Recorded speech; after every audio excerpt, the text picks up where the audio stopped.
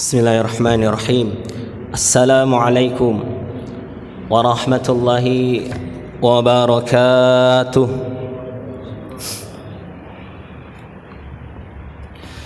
Innal hamdalillah nahmaduhu wa nasta'inuhu wa nastaghfiruh wa na'udzu billahi min syururi anfusina wa min sayyiati a'malina. Man yahdihillah فلا مضل له ومن يضلل فلا هادي له أشهد أن لا إله إلا الله وحده لا شريك له وأشهد أن محمدا عبده ورسوله لا نبي ولا رسول بعده. اللهم صل وسلم وبارك على هذا النبي الكريم نبينا محمد وعلى آله وأصحابه ومن تبعهم بإحسان إلى يوم الدين. أما بعد، قال الله تعالى في كتابه الكريم بعد أعوذ بالله من الشيطان الرجيم والأسر إن الإنسان لفي خسر إلا الذين آمنوا وعملوا الصالحات وتواصوا بالحق وتواصوا بالصبر. Hadirin jamaah salat subuh rahimani wa rahimakumullah. Bersyukur kepada Allah Subhanahu wa taala dengan mengucapkan alhamdulillahi rabbil alamin serta menggunakan segala nikmat yang Allah berikan kepada kita berupa kehidupan, kesempatan serta potensi yang kita miliki untuk berbuat baik dan beribadah kepada Allah Subhanahu wa taala. Yang kedua, salawat dan salam semoga senantiasa tercurah kepada suri tauladan kita, Nabi Agung Nabi Muhammad sallallahu alaihi wasallam, kepada keluarga beliau, para sahabat dan pengikut beliau yang setia hingga akhir zaman.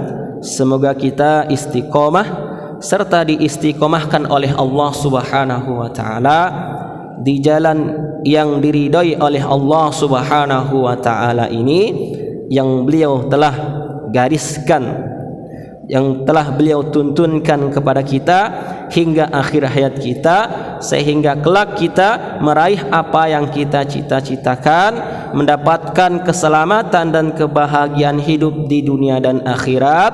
Dan tentu kita bercita-cita dikumpulkan oleh Allah Subhanahu wa taala bersama dengan para nabi dan rasulnya, dengan para sahabat dan orang-orang soleh yang dijamin masuk ke dalam surganya Allah Subhanahu wa ta'ala. Hadirin sekalian yang berbahagia rahimakumullah, kembali kami mohon maaf karena seyogyanya sekarang yang mengisi Ustadz Dr. Daniar.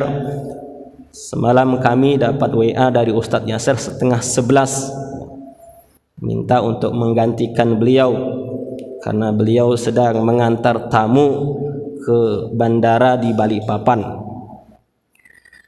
Ya, kita isi sejenak waktu ini, ya tentu saja sesuai dengan kemampuan kami, ya karena baru semalam kami mendapatkan informasi. Ya, prinsipnya kan kita jalani sesuai dengan apa yang kita bisa dengan sebaik-baiknya, dan kita tentu melaksanakan ini bagian dari niat ibadah kepada Allah Subhanahu wa ta'ala. Karena Allah Subhanahu wa ta'ala pun mengingatkan kepada kita untuk senantiasa tawasau bil haq, tawasau bis sabr. Dan Rasulullah sallallahu alaihi wasallam mengatakan, balighu anni walau ayah, sampaikan ajaranku walaupun satu ayat, walaupun satu hadis. Dan ini tentu menunjukkan bahwa aktivitas seperti yang kita lakukan ini merupakan sesuatu yang diperintahkan oleh Rasulullah sallallahu alaihi wasallam. Sesuatu yang bisa dikatakan sebagai sunnah Nabi. Sunnah Nabi itu banyak, tapi tidak semuanya bisa kita lakukan dengan sempurna. Dan tentu saja tidak semua orang juga mampu melakukan seperti yang kita lakukan pada saat ini. Mungkin pada saat kesempatan yang lain kita berbicara tentang sunnah-sunnah Nabi, kita harus menjalankan sunnah Nabi ini dan itu, tapi di kesempatan lain kita ternyata ya tidak mampu, belum mampu menjalankan sunnah Nabi dengan ya sempurna. Tentu ya, kita terus berikhtiar untuk menjalankan sunnah-sunnah yang Rasulullah SAW gariskan dan contohkan kepada kita. Hadirin yang berbahagia rahimakumullah, kami akan melanjutkan terkait dengan pembahasan kami sebelumnya berkaitan dengan salat berjamaah ya. Namun sebelum hadis dalam kitab Umdatul Ahkam ini kami sampaikan, ada beberapa hal yang ingin kami sampaikan terlebih dahulu terkait dengan kaidah kita dalam beribadah berjamaah di masjid ini ya. Beribadah di masjid merupakan perintah dari Allah Subhanahu wa ta'ala dan juga perintah dari Rasulnya sallallahu alaihi wasallam. Bahkan ada yang berpendapat ya, salat berjamaah kita itu hukumnya wajib ya. Tetapi jumhur ulama mengatakan hukumnya adalah fardu kifayah ya. Hadirin sekalian yang berbahagia rahimakumullah, apa kaidah yang akan kami sampaikan? Pertama ya, di antara ya mungkin ketentuan yang perlu kita perhatikan ya. Kita ini kan salat berjamaah di masjid bersama-sama ya. Tentu ketika kita bersama ini antara satu dengan yang lain, misalnya kedatangan di masjid tidak ya selalu semuanya sama ya, ada yang duluan, ada yang mungkin belakangan ya. Kalau di zaman Nabi itu kan ya, mohon maaf terkait dengan iqomah ya, karena ini bagian dari amalan kami ya, tugas kami. Di zaman Nabi itu Bilal iqomah untuk sholat itu kan ketika Nabi masuk ke dalam masjid ya. Karena Nabi itu sholat sunnahnya, karena beliau sebagai imam adalah di dalam rumah beliau. Jadi ketika Nabi masuk ke dalam masjid, Bilal iqomah ya. Maka ada kaidah yang harus kita perhatikan terkait hal ini ya. Misalnya ketika ya iqomah dikumandangkan, di zaman kita sekarang kan ada timer ya, ada waktu. Kalau kami berpatokan ya, ketika waktu menunjukkan hitungan mundur 2 menit itu kemungkinan besar untuk salat sunnah itu ya agak mepet ya. Bisa jadi kalaupun dilaksanakan kecepatannya Valentino Rossi nanti ya, cepat sekali itu ya. Maka kaidahnya ya, ketika iqomah dikumandangkan ya, dasar atau kaidah utamanya, ketentuan utamanya adalah tidak ada sholat lagi kecuali sholat wajib ya. Ini ketentuan yang pertama, bahwa ketika iqomah dikumandangkan yang menandakan sholat wajib akan dikerjakan, tidak ada lagi sholat selain sholat wajib yang akan didirikan tersebut. Ustaz, bagaimana kalau sudah terlanjur ini sholat sunnahnya baru pertengahan? Ini lanjut atau gimana ini? Maka ada beberapa ketentuan ya. Ketentuan yang pertama, jika sholat itu sudah berada di penghujung sholat sunnah atau akhir-akhir sholat sunnah dan dimungkinkan selesai sebelum iqomah selesai ataupun sebelum imam takbir, maka silahkan dilanjutkan atau diselesaikan untuk menyempurnakan ibadah sunnahnya. Tapi kalau masih pertengahan atau masih awal-awal dan memungkinkan kalau kita meneruskannya, bisa jadi nanti iqomah sudah selesai, bahkan imam sudah hampir takbir, sehingga apa? Membuat imam menunggu iqomahnya selesai, jamaah lain juga untuk mengatur safnya akan tidak sempurna. Maka kaidah yang kita lakukan, ketentuan yang kita lakukan ketika terjadi pada posisi ini, kita selesaikan salat sunnahnya, kita batalkan. Dosa tidak? Insya Allah tidak.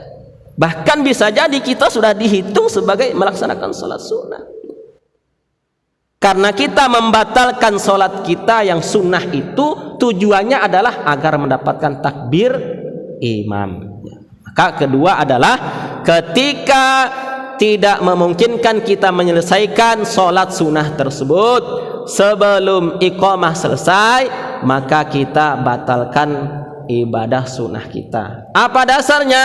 Dasarnya adalah hadis yang mengatakan tidak ada sholat ketika iqamah dilakukan kecuali sholat wajib yang akan didirikan tersebut. Ini mungkin sebagai catatan bagi kita dan tambahan bagi kita, ya, bahwa ya sholat yang kita kerjakan di masjid ini kan tidak ya sesuai dengan aturan kita sendiri, tetapi juga kita menyesuaikan dengan jamaah yang lain. Namanya berjamaah ini kan ya, bersama-sama dengan jamaah yang lainnya. Kemudian yang selanjutnya adalah yang namanya berjamaah ini tentu ya kita juga memperhatikan terkait dengan ya urusan-urusan dari jamaah yang ada ya di dalam sebuah tempat ibadah tersebut, khususnya terkait dengan ya kalau kita melihat Nabi itu kan sangat bijak sekali ya. Beliau itu kan mencontohkan dan menganjurkan kepada kita kalau sholat sunnah itu ya diperingkas ya, jangan terlalu lama, karena di dalam berjamaah itu tidak tahu siapa yang punya hajat mendesak dan siapa yang tidak punya hajat mendesak. Maka dihukumkan kepada ya ada jamaah yang bisa jadi memiliki hajat yang mendesak, atau bahkan bisa jadi ada jamaah yang mungkin kondisi fisiknya tidak seperti jamaah yang lain. Maka ketentuan dari Nabi adalah harus bijak terkait dengan ini, khususnya bagi ya seorang imam ya. Artinya apa? Alhamdulillah kalau di jamaah kita, di sholat di masjid kita ya sudah menjalankan ketentuan tersebut. Artinya sholatnya tidak terlalu panjang ya, yang standar-standar ya, karena memang mengakomodir ya kebutuhan ya dan juga hajat dari setiap jamaah yang ada di tempat kita tersebut ya. Kecuali memang di tempat-tempat tertentu. Kami pernah mengimami di masjid di salah satu di Jogja dulu ya. Selesai sholat tiba-tiba didatang oleh simbah-simbah gitu ya, ibu-ibu yang sudah tua. Mas, sholatnya kok cepat sekali, suratnya terlalu pendek. Biasanya di sini yang dibaca panjang-panjang, sholat maghrib isya itu minimal surat An-Naba yang dibaca. Luar biasa jamaahnya ini. Itu menyesuaikan dengan kondisi masing-masing suatu tempat ya. Tentu di tempat yang satu dengan yang lain ya bisa jadi tidak sama. Hadirin yang berbahagia rahimakumullah, kami akan menyampaikan kembali sebuah hadis dalam kitab Umdatul Ahkam ini terkait dengan salat berjamaah ya, yang kita kerjakan ya minimal 5 waktu dalam sehari ya. Kenapa kita melaksanakan itu? Karena Nabi memerintahkan kepada kita dan keutamaannya luar biasa di sana.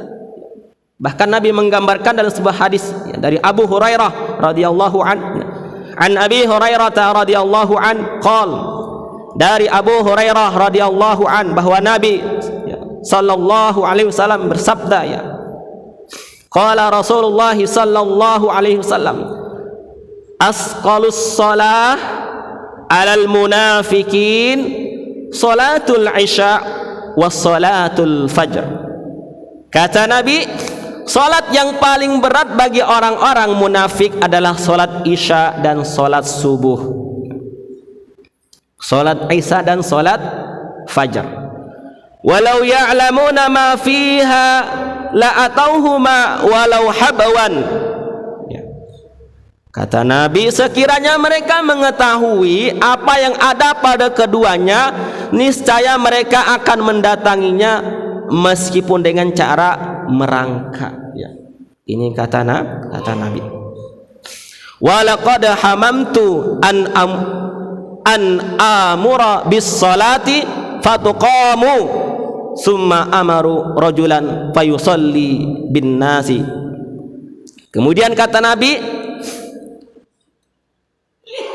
dan sungguh saya berkeinginan untuk memerintahkan salat diiqamahkan, kemudian saya perintahkan seseorang mengimami manusia,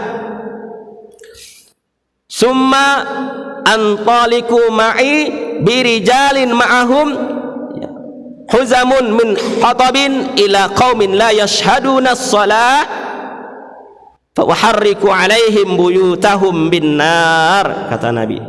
Kemudian saya berangkat bersama beberapa laki-laki yang lain. Bersama mereka dibawa ikatan-ikatan dari kayu bakar menuju kaum yang tidak menghadiri solat, menuju rumah orang yang enggan melaksanakan solat berjamaah. Lalu saya membakar rumah-rumah di atas mereka dengan api. Ini peringatan dari Nabi. Hadis riwayat Bukhari dan Muslim. Ya. Jadi apa ya kandungan dari hadis ini? Ya. Bahwa pertama ya di antara solat ya yang berat bagi orang munafik itu adalah solat isya dan subuh, solat berjamaah isya dan subuh. Kemudian ini menunjukkan keutamaan pertama solat isya dan subuh. Yang kedua menunjukkan keutamaan solat berjamaah. Bahkan ditegaskan di dalam hadis ini, seandainya ada orang pada waktu itu yang enggan untuk melaksanakan solat berjamaah, maka diancam dengan akan dibakar rumah mereka. Maka dari hadis ini ada kaidah dari ulama yang mengatakan inilah ketentuan atau dasar diwajibkannya solat berjamaah ya. Karena saking ditekankannya ya, saking tegasnya Nabi ya untuk memerintahkan solat berjamaah. Hadirin yang berbahagia rahimani wa rahimakumullah. Dan tentu berjamaah ini ya merupakan ibadah ya yang mengandung kebaikan-kebaikan yang banyak. Kebaikan yang banyak untuk diri kita sendiri, untuk bersama-sama yang namanya berjamaah ini ya tentu akan mendapatkan kebaikan berjamaah juga ya. Kebaikan berjamaah apa? Menunjukkan persatuan kita sebagai umat Islam, bahwa kita ini minimal berjumpa silaturahim di dalam rumah Allah Subhanahu wa taala sehari 5 kali ya. Kemudian akan lahir kekuatan-kekuatan yang lainnya dari sana nanti ya. Kita tidak berbicara masalah pahala dan dosa saja terkait jamaah ini ya. Kita juga berbicara terkait dengan hikmah-hikmah yang lainnya, yaitu terkait dengan persatuan kita sebagai umat Islam, kekuatan kita sebagai umat Islam ya. Karena ketika orang yang beriman ya berjamaah bersatu ya, satu orang ya ataupun 2 orang 3 orang beriman kemudian bersatu berjamaah, mampu mengalahkan jumlah orang-orang kafir yang lebih banyak daripada umat Islam. Dan itu terbukti ketika masa Nabi berjuang ya, perang Badar misalnya ya, jumlah pasukan kafir Quraisy itu kurang lebih 1000 pasukan. Sedangkan pasukan kaum muslimin kurang lebih 335, ada yang mengatakan seperti itu. Kurang lebih 300-an pasukan.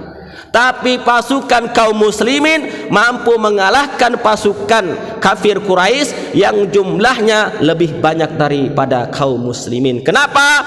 Salah satu modal utamanya adalah karena kekuatan berjamaah atas dasar iman kepada Allah Subhanahu wa taala. Karena iman ini ya, yang ada pada diri kita ini ya, tujuannya adalah untuk Allah dan kembali kepada Allah. Maka kalau ada orang beriman berjuang di jalan Allah, misalnya di zaman para sahabat, mereka itu berjuang untuk mati, bukan untuk hidup. Beda kalau orang kafir, kan mereka berjuang untuk hidup, mempertahankan kehidupan. Tapi kalau orang yang beriman, mereka cari mati di medan perang. Dan yang terjadi banyak sahabat yang tidak mati malah. Bahkan mohon maaf, Khalid bin Walid ya, salah satu panglima perang terkenal Islam, ketika memimpin pasukan tidak pernah kalah ya. Bahkan di zaman sebelum ia masuk Islam pun kekalahan kaum muslimin berada di pasukan yang beliau pegang ya. Tetapi beliau ini tidak mati di medan perang ya. Sekian puluh, bahkan bisa jadi sekian ratus ya, sekian belas puluh atau ratusan pertempuran yang beliau lakukan sepanjang hidup beliau, tapi tidak mati di medan perang, mati di atas tempat tidur. Artinya apa? Inilah kekuatan berjamaah atas iman kepada Allah Subhanahu wa taala. Yang terus kita pupuk, yang terus kita ajak kepada saudara-saudara kita. Ya, tentu kalau kita berjamaahnya ya, niatnya adalah agar kita ini selalu bersama di dunia dalam kebaikan, bersama juga nanti di akhirat dalam kebaikan, di dalam surganya Allah Subhanahu wa taala. Sebagaimana pernah kami sampaikan sebelumnya, bahwa teman kita ini salah satu sarana jalan yang akan mampu memasukkan kita, menyeret kita masuk ke dalam surganya Allah Subhanahu wa taala. Teman kita ya. Bahkan ya, ada riwayat yang mengatakan tidaklah jenazah seorang muslimin, seseorang yang beriman kepada Allah Subhanahu wa taala ya, disolatkan oleh minimal 40 orang yang beriman, tidak menyekutukan Allah, taat kepada Allah, kemudian mereka berdoa Allahumma ghfir lahu warhamhu wa'afihi wa'fu anhu, kecuali Allah ampuni dosa si mayit tersebut. Minimal 40 orang. Nah, sekarang kita periksa, selama ini kita berteman dengan orang soleh yang tidak menyekutukan Allah, yang taat kepada Allah, sudah belum mencapai 40 orang. Mohon maaf, di grup WhatsApp mungkin bisa jadi ratusan, bahkan ada yang mungkin ribuan. Ketika dikirimkan berita duka, mengirimkan stiker ataupun ya, tulisan doa, semoga diampuni, Allahumma ghfir lahu warhamhu. Apakah itu sampai semua? Belum tentu. Yang sampai kata Rasulullah hanya doa orang yang tidak menyekutukan Allah dan taat kepada Allah yang akan tembus ke langit. Doa orang yang beriman yang tidak pernah menyekutukan Allah, tidak menyekutukan Allah dan taat kepada Allah Subhanahu wa taala. Maka kata Nabi minimal 40 orang ya. 40 orang mendoakan si mayit, maka Allah akan mengampuni mayit tersebut. Ada yang mengatakan juga ketika sholat jenazah ya, ada 100 orang yang menyolatkan jenazah tersebut dengan doa yang ikhlas, permohonan untuk si mayit, maka Allah akan kabulkan doa mereka dan ampuni mayit tersebut. Inilah pentingnya kita ya, berjamaah ya, berteman dengan orang-orang yang taat kepada Allah Subhanahu wa taala. Di mana kita dapatkan itu? Salah satu tempat utama yang mampu kita lakukan adalah mencarinya, mendapatkannya di masjid. Maka ini yang senantiasa ya kami pegang, baik ketika kami di Jawa dulu ya, dimanapun posisinya ya, cari masjid, cari tempat ibadah terdekat, dan cari teman orang-orang di masjid. Karena kalau misalnya cari teman di tempat nongkrong, di kafe, di warung, di mall, di pasar dan sebagainya, di taman-taman, itu belum tentu menjamin mampu menyeret kita, mengajak kita dan membawa kita masuk ke dalam surganya Allah Subhanahu wa taala. Ini mungkin yang dapat kami sampaikan pada kesempatan ini. Mohon maaf dengan keterbatasannya karena memang ya persiapannya seyogyanya pada kesempatan ini adalah Ustaz Daniar, tetapi beliau berhalangan kembali. Semoga apa yang kita lakukan ini pertama dinilai ibadah oleh Allah Subhanahu wa taala, yang kedua merupakan bagian dari ya kita melaksanakan sunnah Nabi sallallahu alaihi wasallam dengan terus kita ya mempelajari, memahami, merenungkan, menghayati ayat-ayat Allah dan hadis-hadis dari Nabi sallallahu alaihi wasallam, sehingga kita dalam beribadah ya benar-benar meraih apa yang kita cita-citakan dan apa yang Allah dan Rasulnya harapkan dari ibadah yang kita kerjakan. Kita sempurnakan kajian kita pada pagi hari ini dengan melafadzkan doa kafaratul majlis. Subhanakallahumma wa bihamdika asyhadu an la ilaha illa anta astaghfiruka wa atubu ilaik. Alhamdulillahi rabbil alamin. Terima kasih atas segala perhatian, mohon maaf atas segala kesalahan. Aqulu qauli hadza wastaghfirullah innahu huwal ghafurur rahim. Assalamualaikum warahmatullahi wabarakatuh.